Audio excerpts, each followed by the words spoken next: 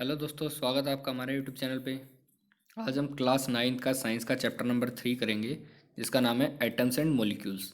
इसका ये first part है, ये अलग अलग पार्ट्स में रहेगा, काफ़ी लंबा चैप्टर है। ठीक है, चलिए शुरू करते हैं।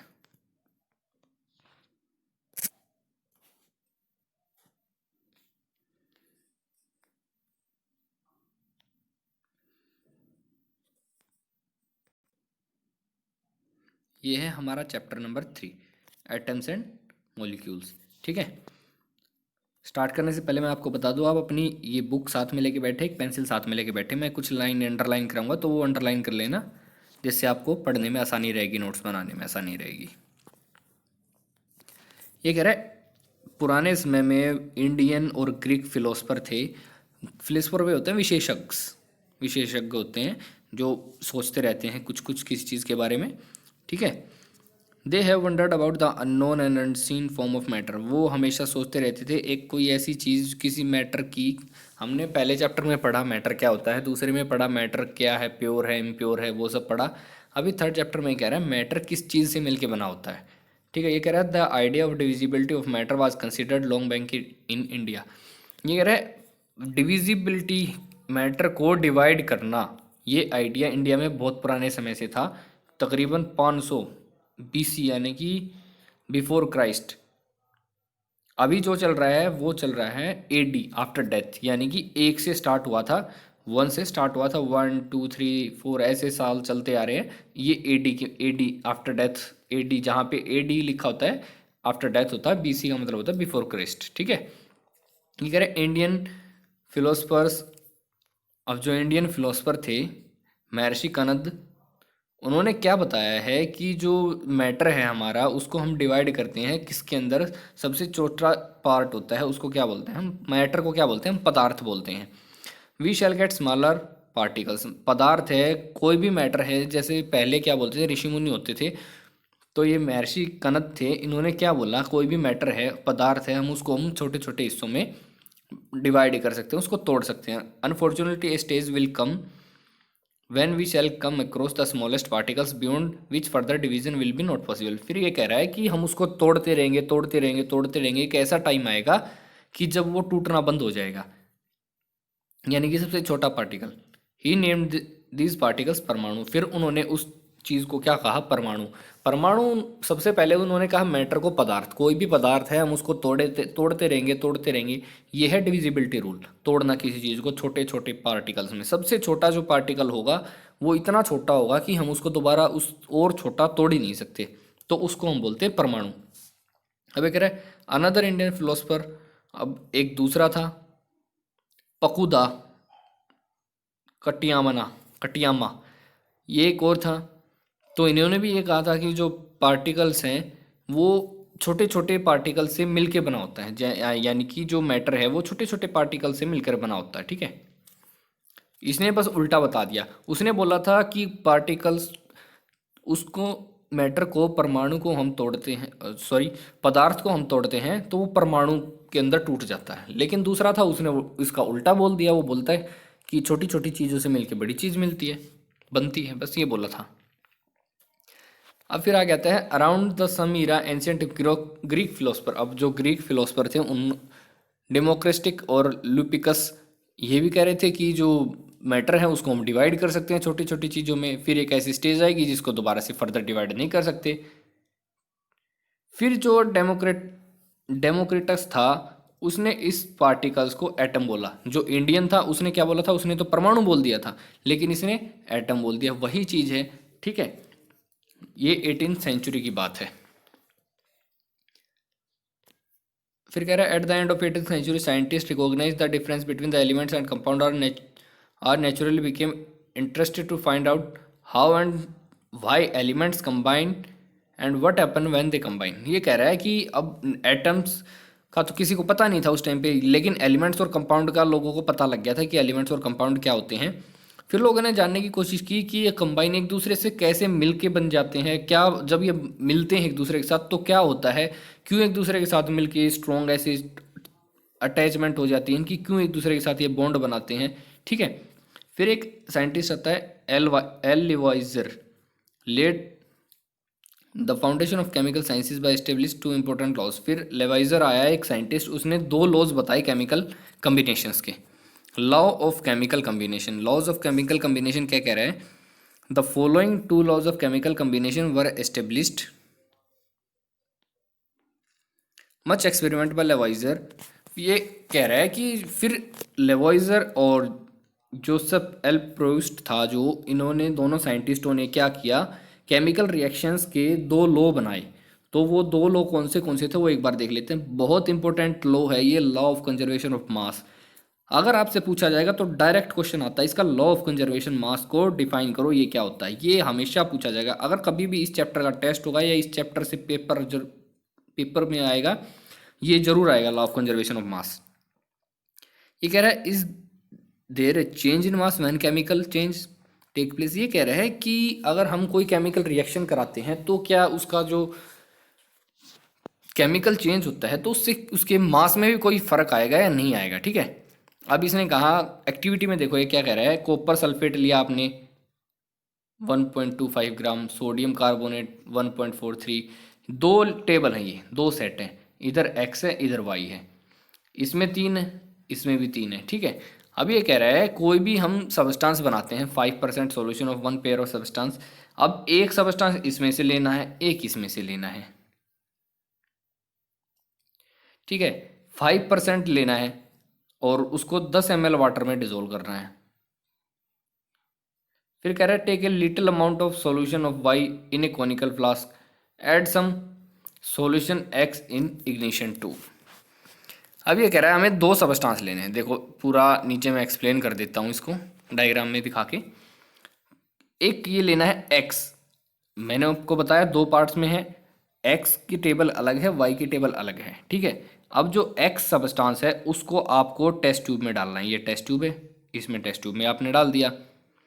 अब दूसरा है सॉल्यूशन, वाई की लिस्ट आपको दे रखी है, वाई में से भी आप किसी को उठा सकते हैं, तो वाई की ये डाल रखी ये है, वाई को इसमें डालना है कोनिकल फ्लास्क के अंदर। अब क्या किया इसने, इसके अंदर लटका दिया, जैसे इसमें देख सकते हो पिक्चर में, आप फिगर में दिखा रखा है, इसके अंदर बांध के लटका दिया इसको, टेस्ट ट्यूब को। अब टेस्ट ट्यूब इसमें लटका दी, फिर इसका वेट मेजर किया गया भाई। ठीक है भाई, वेट मेजर कर लिया, फिर इसने क्या किया, इस टेस्ट ट्यूब को इसी के अंदर लुढ़का दिया, इसी के अंदर डाल दिया टेस्ट ट्यूब का, जो केमिकल था टेस्ट ट्यूब का। अभी तो दोनों अलग अलग थे केमिकल, देखो एक टेस्ट ट्यूब के बाहर है और एक टेस्ट ट्यूब के अंदर है। फिर इसने क्या किया, टेस्ट ट्यूब को इसी के अंदर ही छोड़ दिया। अब क्या हुआ, ये दोनों आपस में मिक्स हो गए और फिर इसने वेट किया, फिर दोनों का मास किया, लेकिन मास फिर भी बराबर था। केमिकल रिएक्शन भी हो गई इनके बीच, लेकिन मास तो बराबर रहा। इसीलिए कहते हैं लॉ ऑफ कंजर्वेशन ऑफ मास, यही होता है लॉ ऑफ कंजर्वेशन ऑफ मास। पूरी एक्टिविटी में बस यही है। और law of conservation of mass definition इसकी ये है, ये डेफिनेशन है, बस इतनी छोटी सी डेफिनेशन है, बहुत इंपॉर्टेंट है और ये जरूर आएगी। Law of conservation of mass states that mass can neither be created nor destroyed in a chemical reaction. तो ये आप अंडरलाइन कर सकते हो इसको पूरा, ये है लॉ ऑफ कंजर्वेशन ऑफ मास। तो आप ये कहेंगे कि law of conservation of mass ये कहता है कि जो मास होता है वो ना तो क्रिएट होता है, ना तो मास बढ़ता है, ना मास घटता है। जब भी कोई केमिकल रिएक्शन होती है, मास जितना पहले था रिएक्शन होने के बाद भी उतना ही रहता है। ठीक है, दूसरा लॉ आता है law of constant proportion. Lavoisier along with other scientist, Lavoisier और अदर जो दूसरे साइंटिस्ट थे उन्होंने नोट किया कि कंपाउंड हैं जो वर कंपाउंड ऑफ टू और more elements and each such compound had the same elements in the same proportion. ये कह रहा है कोई भी कंपाउंड है और उसके जो एलिमेंट है वो सेम होते हैं। क्या होते हैं, देखो इसको एग्जांपल से समझते हैं, उससे अच्छे से समझ में आएगा। ये कह रहा है इन ए कंपाउंड, ये कोई भी कंपाउंड ले लिया इन्होंने, जैसे वाटर ले लिया, the ratio of mass of hydrogen to the mass of oxygen is 1:8। अब ये कह रहा है अभी हाइड्रोजन H2O होता है जैसे, अब ये कह रहा है इसमें जो मास है इनका जो रेशियो है 1 और 8 है। ठीक है, अब हम कितना भी पानी ले लें हमेशा 1:8 में ही रहेगा, ये कांस्टेंट है, ये कांस्टेंट रहेगा ये रेशियो, ये यही कहने की कोशिश कर रहा है कि हमेशा कांस्टेंट रहेगा। इन दोनों को प्लस करोगे तो कितना बनेगा, 8 और 1 9, 9 बनेगा। ठीक है, अगर हम 9 ग्राम वाटर लेके आते हैं कहीं से, वाटर आप कहीं से भी ले आओ, कोई भी सोर्स हो, चाहे आप बर्फ पिघला के लेके आओ, चाहे आप स्ट्रीम है, इवेपोरेशन वाले वेपर्स हैं, कुछ भी कहीं से भी लेके आओगे पानी, अगर आप 9 ग्राम पानी लेके आओगे तो उसमें सिर्फ एक ऑक्सीजन मिलेगी, सॉरी एक हाइड्रोजन मिलेगी, 8 उसमें ऑक्सीजन मिलेंगी। ठीक है, ये यही कहना चाह रहा है। ये देखो इसमें बताया भी है, if 9 gram of water is decompose, अगर 9 ग्राम पानी को हम तोड़ते हैं, अलग अलग करते हैं, तो 1 ग्राम हाइड्रोजन, 1 ग्राम हाइड्रोजन मिलेगी उसमें, और 8 ग्राम ऑक्सीजन मिलेगी हमेशा। यानी कि आप मान लो 9 ग्राम लेके आए, आप मान लो 9 ग्राम लेके आए, 9 ग्राम में 1 ग्राम क्या होगी, हाइड्रोजन होगी, और 8 क्या होगी, ऑक्सीजन होगी। अगर मान लो कोई आपसे बोल दे कि नहीं भाई 9 नहीं, हम तो थोड़ा ज़्यादा लेके आए थे, 18 लेके आ गए भाई हम, तो 18 में क्या होगा, सेम रेशियो में टूटेगा। आप हमेशा याद रखना सेम रेशियो में रहेगा, 1:8। हाइड्रोजन और ऑक्सीजन आपको ऐसे लिखना है। फिर बोल रहा है 18, लेकिन ये 8 और 1 9 हुआ, 18 तो नहीं हुआ, इसका मतलब इसको पूरे को 2 से गुणा कर दो भाई, 2 एकम 2 और 2 16। ठीक है, लेकिन अब इसको देखो रेशियो, अब इसको काट के देखो, 1:8, 1:8 आया ना। कुछ भी हो जाए हमेशा 1:8 ही रहेगा। ठीक है, अब दूसरा इसने दे रखा है अमोनिया का। अमोनिया होता है अमोनिया, अमोनिया एक गैस होती है, NH3 जिसका फॉर्मूला होता है। ठीक है, ये कह रहा है ये 14:3 में रहेगा, 14:3। अब ये कह रहा है कहीं से भी आप अमोनिया ले आओ, किसी भी तरह की अमोनिया ले आओ, उसमें हमेशा यही रेशियो रहेगी मास की। 14 तो नाइट्रोजन की रहेगा मास, और 3 हाइड्रोजन का मास रहेगा। बस ये कह रहा है कांस्टेंट प्रोपोर्शन, ये कह रहा है। ये यहाँ से आप अंडरलाइन कर सकते हो, इन ए केमिकल रिएक्शन से लेके लास्ट तक, मास तक। ठीक है, ये कह रहा है in a chemical substance the elements are always present in definite proportion by mass. ये कह रहा है कोई भी सबस्टांस है, कोई भी एलिमेंट है, उसके अंदर कुछ भी चीज़ प्रेजेंट होती है वो एक डेफिनेट प्रोपोर्शन में होती है। जैसे H2O मैंने बताया 1:8 में होता है, तो 1:8 में ही रहेगा, कहीं से भी आप ले आओ। ठीक है, ये नहीं है कि भाई आपने स्ट्रीम ली, वेपर्स लिए, उसका 2:8 आ गया, नहीं, वो नहीं आएगा, हमेशा 1:8 रहेगा। ठीक है, ये बात आपको याद रखनी, बस यही कहना चाह रहा था। बाकी आप इस 2 लॉज हैं, लॉ ऑफ कंजर्वेशन ऑफ मास और ये दूसरा लॉ ऑफ कांस्टेंट प्रोपोर्शन, इन दोनों का आप रट लो, ये बहुत बार पूछे जाते हैं, तो आप पेपर में इनको लिख के आ सकते हो। ठीक है, द नेक्स्ट प्रॉब्लम, अब साइंटिस्ट, अब क्या था, साइंटिस्ट थे जो, उनके सामने नेक्स्ट प्रॉब्लम क्या आ गई कि उन्होंने तो अपने आप समझ लिया, लेकिन लोगों को कैसे एक्सप्लेन करेंगे। ठीक है, उसके बारे में सोचने लगे कि उन्होंने बेसिक थ्योरी तो दे दी, फिर लेकिन इसको प्रूव कैसे करेंगे। फिर डाल्टन क्या करता है, एक divisibility of matter, picked up the idea of divisibility of matter which was till just a philosophy. फिर क्या किया, एक फिलोसफी थी, थ्योरी दे रखी थी कि भाई जो मैटर है वो अलग अलग हिस्सों में उसको डिवाइड करते रहते हैं, तो एक ऐसा टाइम आता है जब वो डिवाइड नहीं होता। तो उसने इसी फिलोसफी को उठा लिया, इसी थ्योरी को उठा लिया, और इसमें जो नाम दे दिया उसने एटम दे दिया। ये नाम पहले भी आपने सुना था, एटम शुरू में ग्रीक के लोग थे, उन्होंने एटम बोला था, और जो इंडिया के लोग थे उन्होंने परमाणु बोला था। ठीक है, ये कह रहा है ये वही है, जो मैटर होता है वो एटम से मिलके बना होता है।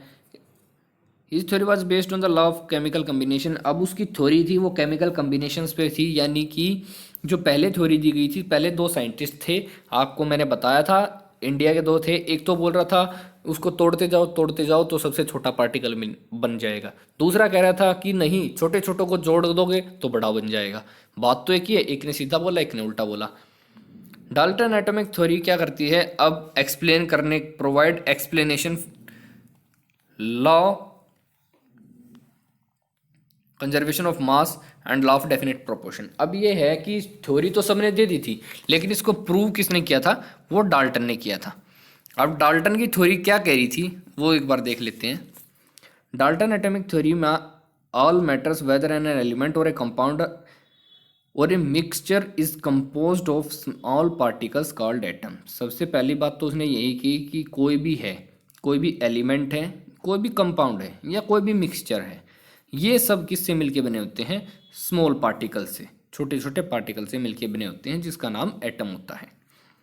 अब उसके कुछ पोस्टुलेट थे, ये भी बहुत इंपॉर्टेंट है, ये सीधा 3 या 5 नंबर का क्वेश्चन आता है। The postulates of this theory में बी स्टार्टेड एज फॉलोज। आपसे डाल्टन एटॉमिक थ्योरी के पोस्टुलेट्स पूछे जाएंगे, सीधा डायरेक्ट क्वेश्चन आएगा, सीधा ये पूछेगा write the postulates of Dalton atomic theory. सबसे पहला पोस्टुलेट क्या कहता है? The all matters is made up of very tiny particles called atom which participate in chemical reactions. ये कह रहा है कि जो कोई भी मैटर है वो सब क्या होते हैं? छोटे छोटे पार्टिकल से मिलके बने होते हैं, जिनका नाम एटम होता है। और वो क्या करते हैं? वो केमिकल रिएक्शन में पार्टिसिपेट करते हैं, जिनकी वजह से केमिकल रिएक्शन होती हैं। ये तो हो गया इसका पहला लॉ। अब दूसरा क्या कह रहा है? दूसरा कह रहा है atom are individual particles which can not be created और destroyed in a chemical reaction. ये कह रहा है कि जो एटम होता है वो एक बहुत ही छोटा पार्टिकल होता है, जिसको हम इंडिविजुअल पार्टिकल्स होता है, जिसको हम तोड़ नहीं सकते। ठीक है, ये ना तो क्रिएट होता है ना डिस्ट्रॉय होता है केमिकल रिएक्शन के अंदर। कोई भी हम केमिकल रिएक्शन करते हैं तो एटम, ना तो कोई नया एटम बनता है, ना ही जो पुराने एटम है वो डिस्ट्रॉय होते हैं, खत्म होते हैं। जितने एटम्स होते हैं उतने ही रहते हैं। यह है दूसरा। अब करते हैं तीसरे की बात। तीसरा कहता है atoms of a given element are identical in mass and chemical properties. ये कह रहा है कोई भी एलिमेंट लिया हमने, जैसे हमने हाइड्रोजन ले लिया, हाइड्रोजन के जितने भी जो एटम्स होंगे ना वो सारे एक जैसे ही होंगे, उनका मास भी सेम होगा और उनकी जो केमिकल प्रॉपर्टीज होंगी वो भी सेम होंगी। जैसे आपको पता है कि ये एक एटम है, ये दूसरा एटम है, ये तीसरा एटम, ये ऐसे ना हाइड्रोजन के बहुत सारे एटम से मिलके ना एक हाइड्रोजन एलिमेंट बनता है। तो बहुत सारे एटम से मिलके एक हाइड्रोजन एलिमेंट बन गया। अब ये क्या कह रहा है? जितने भी एटम्स होंगे ना इस हाइड्रोजन के अंदर वो सारे एक जैसे ही होंगे और उनकी प्रॉपर्टी भी सेम होगी और उनका मास वेट भी सेम ही होगा।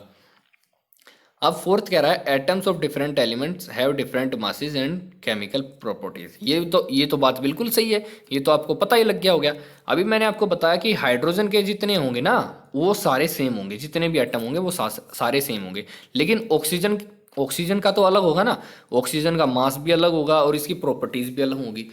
हाइड्रोजन के एटम्स होंगे वो सारे सेम होंगे, ऑक्सीजन के होंगे वो सारे सेम होंगे, लेकिन हाइड्रोजन और ऑक्सीजन के एटम आपस में एक दूसरे से अलग होंगे।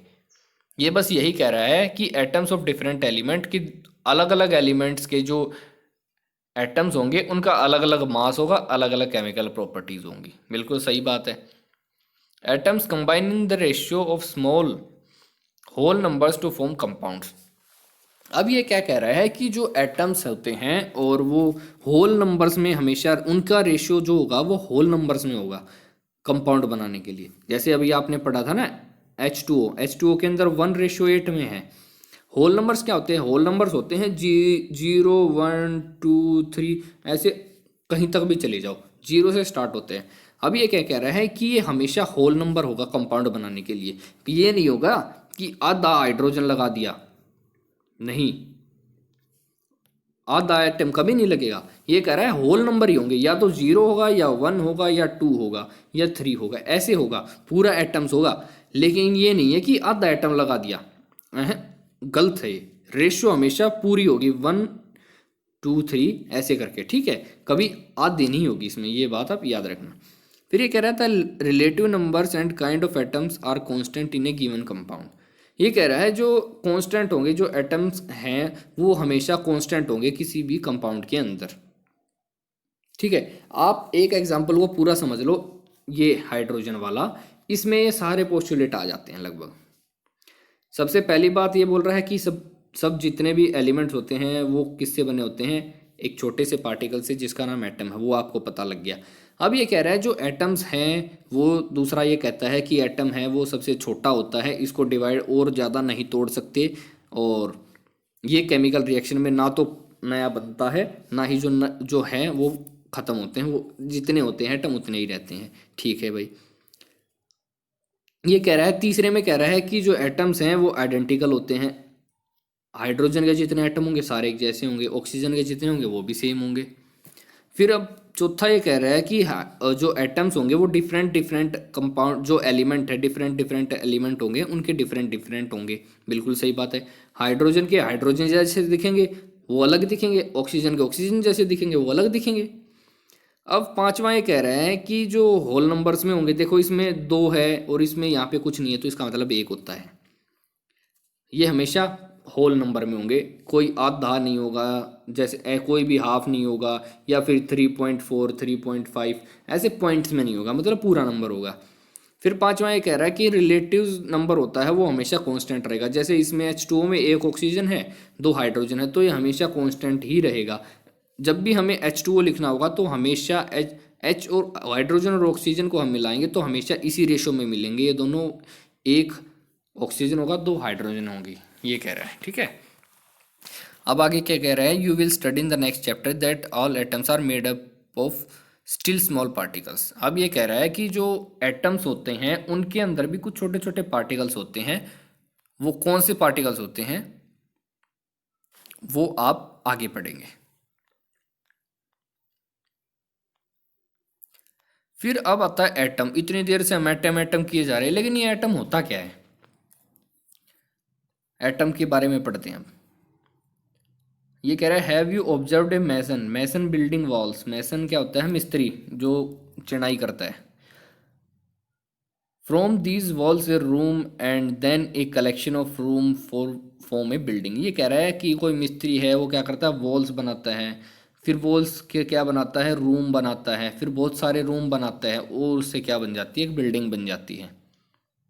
ये कह रहा है सबसे छोटी यूनिट क्या होती है बिल्डिंग बनाने के लिए, और what about the building block of an ant hill, it is a small grain of sand, similarly the building blocks of matrix is atom। जैसे ये कह रहा है कि कोई भी दीवार है भाई, वो उसमें सबसे छोटी चीज़ क्या होती है, ईंट होती है। ईंटों से मिलके क्या बनती है, दीवार बनती है। बहुत सारी दीवारों से मिलके क्या बनता है, रूम बनता है। बहुत सारे रूम से मिलके क्या बनता है, बिल्डिंग बनती है। ऐसे ही सेम क्या होता है, एलिमेंट्स के अंदर होता है। How big are atoms, atom जो होता है वो कितना बड़ा होता है। Atoms are very small, atoms बहुत छोटा होता है। They are smaller than anything, ये किसी भी, आप सोच भी नहीं सकते ये इतना छोटा होता है। More than millions of atoms when stacked would make a layer barely as thick as sheet of paper. ये कह रहा है मिलियंस, मिलियन क्या होते हैं, मिलियन होता है 10 lakh, 1 million equal to 10 lakh. ठीक है, अब मान लो ये मिलियंस हैं यानी कि बहुत सारे लाख, यानी कि 50-60 लाख। ठीक है, 50-60 लाख एटम्स को हम मिला देंगे तो एक पतली सी लेयर बनेगी। आपका जो कॉपी का जो कागज होता है, पेपर होता है कॉपी का, वो कितना पतला है, बहुत सारे लाखों करोड़ एटम्स को मिलाने के बाद एक इतना पार्टिकल्स बनेगा जितनी पतली आपका पेपर होता है। ठीक है, अब एटम क्या होता है, एटम होता है ऐसे गोल होता है भाई। गोल चीज़ का हमेशा क्या होता है, रेडियस होता है। सर्कल देखा होगा आपने, स्पीयर देखा होगा आपने, स्पीयर बॉल होती हैं, उनका क्या होता है, एक रेडियस होता है। तो ऐसे ही एटम का भी क्या होता है, एक रेडियस होता है। रेडियस कितना होता है, 1/10⁻⁹ मीटर, 1/10⁹ इतना छोटा होता है, और इसको हम नैनोमीटर भी बोलते हैं। अब 10⁻⁹ को अगर मान लो भाई 1/10 होता, जैसे 1/10 होता तो इसका होता है 0.1। अगर 10⁹ है तो इसके बाद 9 जीरो आएंगी और फिर 1 आएगा, ऐसे ऐसे। ठीक है, इतना छोटा होता है उसका रेडियस, और उसको बोलते हैं हम नैनोमीटर। एन एम का मतलब होता है नैनोमीटर। 1 मीटर में 10⁻⁹ नैनोमीटर होते हैं। अब ये एग्जाम्पल दे रखे हैं, जैसे कुछ एटम, एटम तो सारे एक जैसे तो नहीं होते, सबका थोड़ा बहुत साइज में फ़र्क होता है, क्योंकि मैंने आपको बताया था पोस्टुलेट में हाइड्रोजन का अलग होता है, ऑक्सीजन का अलग होता है, दोनों के एटम एक जैसे नहीं होते, लेकिन ऑक्सीजन के जितने होंगे वो सारे एक जैसे होंगे। अब देखो 10⁻⁻10 ये हाइड्रोजन का एटम होता है, रेडियस दे रखे हैं, ये रेडियस होते हैं एटम्स के। 10⁻⁹ ये वाटर का एटम होता है, वाटर मोलिक्यूल होता है। 10⁻⁸ रेडियस होता है, ठीक है, हीमोग्लोबिन का। हीमोग्लोबिन हमारे ब्लड में होता है, ठीक है। 10⁻⁴ ये ग्रेन ऑफ सैंड, मिट्टी का कण, ठीक है। 10⁻³ ये आंट, आंट का कौन सा रेडियस दे दिया इन्होंने मुझे पता नहीं। 10⁻⁻1 ये एप्पल, ठीक है। एप्पल का फिर ऊपर बढ़ते गए छोटा होता गया, छोटा होता गया, छोटा होता, सबसे छोटा किसका है? हाइड्रोजन एटम का रेडियस होता है। फिर अब आगे क्या कह रहा है ये कह रहा है we might think that if atom has so insignificant in size why would be care about them. ये कह रहा है अगर एटम इतना छोटा है तो हमें क्या फ़र्क पड़ता है, रहने दो, हमें क्या ज़रूरत है उसकी। This is because our entire world is made up of atoms. क्योंकि इसको पढ़ने की ज़रूरत हमें इसलिए है क्योंकि हमारा जो पूरा वर्ल्ड है, जो कुछ है, वो सब कुछ एटम से बना होता है। हम उन्हें देख नहीं सकते एटम को, ठीक है, लेकिन ये हमारी हर चीज़ को अफेक्ट कर सकते हैं। ये कह रहा है through modern technique we can saw, ये कह रहा है कि हम अब जो मॉडर्न टेक्निक है उनसे हम क्या कर सकते हैं, मॉडर्न टेक्निक से हम देख सकते हैं कि एटम्स कैसा होता है, उसको मैग्नीफाई करके, बड़ा करके। ये देखो इसने दिखा रखा है the image of surface of silicon. Silicon, silicon होती है वो मिट्टी होती है, बालू रेत आपने देखी होगी, उसको सिलिकॉन ही बोलते हैं। ये देखो ऐसी दिखती है, उसको बहुत जूम किया, बहुत बड़ा किया तो ऐसा दिखता है वो। ये कह रहा है what are the modern day symbols of atoms different. अभी जो मॉडर्न डे में हम क्या करते हैं, सिंबल्स यूज करते हैं एटम्स को दर्शाने के लिए। ये कह रहा है सबसे पहले डाल्टन एक ऐसे साइंटिस्ट थे जिन्होंने भाई सिंबल्स यूज करे थे एटम्स को दिखाने के लिए। अलग अलग सिंबल्स अलग अलग एलिमेंट्स के लिए यूज किया गया था उन्होंने। और ये कह रहा है कि बेरजुलस था, उसने कहा था कि जो सिंबल बनाने का आसान तरीका ढूंढो, कि कोई भी एटम है उसका नाम है, उसके शुरू के 2 लेटर, शुरू के 2 अक्षर से उसका एलिमेंट का सिंबल बना दो। अभी देखो उसने, डाल्टन ने तो ऐसे बना था, हाइड्रोजन का एक ऐसे बना दिया, ऐसे कार्बन का बना दिया, ऐसे ऑक्सीजन का बना दिया, ये फास्फोरस, ये सल्फर, ये आयरन, ऐसे ऐसे बना दिए उसने तो, डाल्टन ने तो। लेकिन लोगों को क्या हुआ, इससे बहुत सारी परेशानी आ रही थी, इतने सारे सिंबल कौन याद करेगा, किसका कौन सा सिंबल है, कैसे याद करना, ये तो बहुत बड़ी मुश्किल की बात थी। फिर 2 साइंटिस्ट था, उसने ये सलाह दी कि कोई भी है जो एटम है उसका, जैसे हाइड्रोजन है, उसका हाइड्रोजन का नाम एच से शुरू होता है तो एच उसका सिंबल बना दो। कार्बन है, कार्बन का नाम सी से शुरू होता है तो उसका कार्बन का सी बना दो। फिर क्या हुआ कि ऐसे ऐसे करते करते क्या हुआ कि कुछ चीज़ें ऐसी थी जिनका नाम सेम से शुरू हो रहा था, जैसे कार्बन और कॉपर है, इसका क्या कहा उन्होंने, सी बना दो। सी तो बना देंगे लेकिन क्या हो गया, दोनों का एक एक जैसा सी थोड़ा ही हो सकता है, इसलिए क्या किया उन्होंने, बोला कि शुरू के 2 अक्षर हैं उनको बना दो, ठीक है। किसी का आधों का तो सिर्फ पहला अक्षर बना दिया, किसी के पहले 2 अक्षर बना दिए सिंबल। अब क्या कह रहा है, अब ये कह रहा है in the beginning the name of elements were derived from the name of the alphabet where they were found the first. सबसे पहले क्या किया, जो एलिमेंट्स थे, जो एलिमेंट्स जहाँ पे मिला उसका नाम वही नाम रख दिया उस एलिमेंट का। जैसे एग्जाम्पल कॉपर था, कॉपर साइप्रस से मिला तो उसका नाम कॉपर रख दिया। कुछ नाम थे जो कलर्स के ऊपर रख दिए गए, जैसे एग्जाम्पल ये लिए गोल्ड था, गोल्ड एक इंग्लिश वर्ड होता है येलो, वहाँ से इसका नाम गोल्ड रख दिया, इसका मीनिंग भी येलो ही होता है गोल्ड का भी, तो इसका ये लिख दिया। फिर अब क्या है, एक आईयूपैक एक संस्था है, international union of pure and applied chemistry. वैसे ये क्वेश्चन पेपर में तो आता नहीं है लेकिन ये जनरल नॉलेज का क्वेश्चन है, ये क्वेश्चन इंपॉर्टेंट है। ये जो एग्ज़ाम होते हैं ना, गवर्नमेंट जॉब के एग्ज़ाम होते हैं, उनमें ये कई बार इसकी फुल फॉर्म पूछ ली जाती है, आईयूपैक की फुल फॉर्म क्या है, या फिर जो केमिकल्स केमिस्ट्री की जो नाम वगैरह होते हैं एलिमेंट्स के, वो कौन रखता है, तो ये आईयूपैक रखता है, international union of pure and applied chemistry, ये इसकी फुल फॉर्म है। ये क्या है, एक इंटरनेशनल साइंटिफिक ऑर्गेनाइजेशन है जो एलिमेंट्स होते हैं उनके सिंबल और उनकी यूनिट बताती है, तय करती है कि फिर पूरे वर्ल्ड में उसी नाम से उसको जाना जाएगा, ठीक है। फिर अगर मैनी ऑफ द सिंबल्स, जो ज़्यादातर जो सिंबल्स हैं उनका फर्स्ट लेटर या सेकंड लेटर लिखा जाता है, इंग्लिश में जो होता है वही उसका सिंबल बना दिया गया। और लिखने का स्टाइल ये होता है, पहला जो अभी दो दो सिंबल है, सिंबल कोई लिखने के लिए कोई भी है सिंबल है उसको लिखने के लिए या तो एक यूज़ करते हैं या दो दो वर्ड यूज़ करते हैं, दो वर्ड यूज़ करते हैं। लेकिन अगर पहला जो वर्ड है वो हमारा क्या होगा, कैपिटल लेटर में होगा, जो दूसरा होगा वो स्मॉल लेटर में होगा। अब जैसे हाइड्रोजन का है, इसमें तो एक ही है एच, सिर्फ एच लिख दिया, बड़ा हो गया एल्यूमिनियम।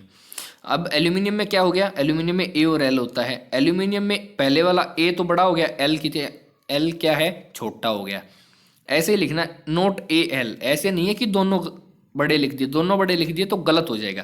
पहले वाला बड़ा लिखना है, दूसरे वाला छोटा लिखना है। अगर किसी के नाम में सिर्फ, जैसे हाइड्रोजन में सिर्फ एक है, एच है, तो उसको हम बड़ा वाला लिखेंगे। कोबाल्ट है, कोबाल्ट का लिख दिया हमने CO, ये है एक बड़ा पहले वाला, दूसरे वाला छोटा। अगर ये लिख दिया, दोनों बड़े लिख दिए, तो ये क्या हो जाएगा, ये गलत हो जाएगा। अब फिर आता है सिंबल्स ऑफ सम एलिमेंट्स। अब कुछ एलिमेंट्स हैं उनका सिंबल लिखने का तरीका कुछ अलग होता है। उनका सिंबल लिखने का तरीका है, पहले वाला लेटर है तो ले लिया, इसका पहले वाला अक्षर ले लिया जो इसका नाम है, दूसरे वाला इसके बीच में से कहीं से उठा लिया। क्लोरीन, क्लोरीन को हम लिखते हैं Cl। ये इसलिए किया गया है ताकि ये सब मिक्स ना हो, ठीक है। क्लोरीन, क्लोरीन का लिख दिया Cl, सी पहले वाला बड़ा, दूसरे वाला छोटा। जिंक, जिंक का लिख दिया हमने Zn, पहले वाला बड़ा, दूसरे वाला छोटा। कहीं से भी कुछ भी नाम लिखते हैं, ये बात हमेशा याद रखनी है, पहले वाला बड़ा होगा, दूसरे वाला छोटा होगा। अब अदर एग्जाम्पल इसके कुछ हैं, एग्जाम्पल हैं ज़्यादातर भाई जो ग्रीक है और जर्मन लोग हैं, उन्होंने इनकी खोज की थी तो उन्होंने अपनी भाषा में लिख दिए। अब जैसे आयरन है, आयरन का Fe है, इंग्लिश में तो हम Fe लिखते हैं आयरन, लेकिन इसका जो लेटिन नेम है, लेटिन भाषा में इसको फेरम बोलते हैं। आयरन को लेटिन भाषा में फेरम बोलते हैं। सोडियम को नेट्रियम बोलते हैं, इसका Na होता है। तो वहाँ के लोग थे, उन्होंने अपनी भाषा में, जो ग्रीक और जर्मन लोग थे, उन्होंने अपनी भाषा में लिख दिया, ठीक है उनकी। अब पोटाशियम है, पोटाशियम इंग्लिश में तो पोटाशियम होता है, लेकिन इसको इन्होंने अपनी भाषा में लिख दिया, इसको कैलियम बोलते हैं, कैलियम का K लिख दिया। इसलिए कुछ सिंबल होते हैं वो अलग अलग होते हैं, ठीक है। जैसे पोटाशियम का K है। अब कुछ बच्चे कहेंगे सर आप बोल रहे थे कि नाम से लिखते हैं, लेकिन पोटाशियम का तो K है, K है, इसका नाम कैलियम है। इन्होंने जो ये पोटाशियम तो इंग्लिश में नाम है इसका, लेकिन जो कुछ जर्मनी के, ग्रीक के थे, उन्होंने अपनी भाषा में लिख दिया। अगर तुम कोई एलिमेंट फाउंड करोगे, अब तुमने कोई एलिमेंट ढूंढ दिया भाई, तो तुम उसे अपनी भाषा में लिख सकते हो, ठीक है। तो ये कह रहा है therefore each element has unique name. तो अभी आप ऐसे ऐसे करके जो एलिमेंट है सबका अलग अलग नाम रख दिया गया है। फिर ये कुछ सिंबल्स हैं, आप इन सिंबल्स को याद कर लो तो बहुत अच्छा रहेगा आपके लिए। एल्यूमिनियम का Al है, आर्गन का Ar है, ब्रोमियम का Ba। ज़्यादा आपको ना सारे रटने की ज़रूरत ही नहीं है। चलो मैं आपको इसको आसान तरीका बताता हूँ याद करने का। सबसे पहले आप सिर्फ वो याद कर लो जिसका एक एक अक्षर है, जैसे कार्बन का C, आयोडीन का I, फ्लोरीन का F, नाइट्रोजन का N, ऑक्सीजन का O, पोटाशियम K। आप ये याद कर लो। अब उनको छोड़ दो जो सेम है, जैसे एल्यूमिनियम है, आपको याद करने की जरूरत नहीं है। आपसे कोई पूछेगा एल्यूमिनियम का सिंबल क्या है, तो आप फटाक से बोल दो Al। एल्यूमिनियम कैसे बनता है, एल्यूमिनियम की स्पेलिंग देख लो, Al शुरू होता है L से, लिख दिया। आर्गन है, आर्गन कैसे बनता है, ArGON, सीधा नाम लिख दो AR सिंबल। बेरियम, बेरियम का कोई पूछे आपसे क्या है, सीधा आप देखोगे स्पेलिंग, सीधा आंसर लिख दोगे BA, ठीक है। कैल्शियम देख लो आप, कैल्शियम का आपसे कोई पूछ ले कैल्शियम का फॉर्मूला बताओ भाई, सिंबल बताओ, तो आप देखोगे कैल्शियम की स्पेलिंग क्या है, CAL से स्टार्ट होती है, तो CA इसका हो गया।